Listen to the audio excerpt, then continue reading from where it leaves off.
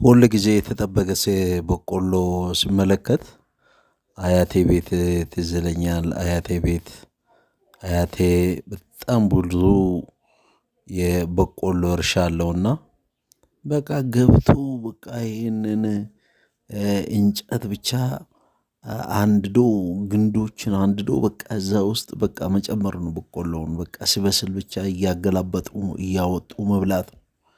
እና ቀኑን ሙሉ እንበላለን አያቴ ቤት ስሄድ ማለት ነው። እና ከእንጀራው የበለጠ ለእኔ በቆሎ በቃ እንደዚህ ከሩቁ የተጠበሰ በቆሎ ይሄ ወዲያውኑ ላዩ ላይ ተደርጎ ቷቷቷቷ አድርጎ